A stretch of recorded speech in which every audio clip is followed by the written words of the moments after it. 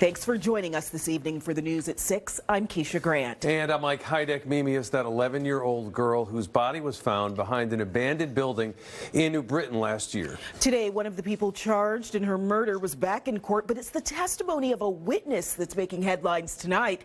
NBC Connecticut's Melissa Cooney was in the courtroom and joins us now live in Torrington. Melissa, let's talk about that witness testimony. We're hearing these new details for the first time. You got that right, guys. Now, this is one of the 7 witnesses that the state brought forward. Now, we were not permitted to record her, but as we said, I was there and I took notes. So I'm going to read what I noted. She said she is a 22-year-old who says she was asked by Mimi's mother, Karla Garcia, to pretend to be Mimi during a Zoom call with DCF last year. And to reiterate, Mimi was just 11 years old at this point. Even though she was dead, the girl says she had no idea Mimi was dead. She said that she thought Mimi was in another state. 4 witnesses were police officers from New Britain and Farmington. They testified to what Jonathan Nanita told them after Mimi's body was found in October.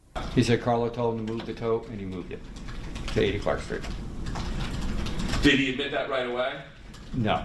He was kind of like unsure if it was, he didn't commit that he knew it was Mimi's body in the bin when he moved it. He just knew he had to move it, and it smelled bad. He said that he presumed it to be Mimi in the bin. And did he say why he presumed it to be Mimi? He just said because he hasn't seen her in a long time, and he told me it was obvious based off of what Karla was hiding the fact that it was her, or that where she was. They also explained what Nanita told them happened on the day Mimi died, around a year prior. He said he came home and there was blood all over the walls, the staircase in the home. And he had asked what had happened, and nobody answered him. Nobody in the home answered. And everybody was there except for Mimi. So he presumed that something had happened to her, but he didn't know what, and he said that he never found out. When he came home, he saw Karla in the kitchen, and Karla said that Mimi was dead upstairs in her bedroom. And what did he say he did? He said he kind of freaked out, asked Karla about it. Karla took him upstairs to the bedroom. He saw Mimi lying down there.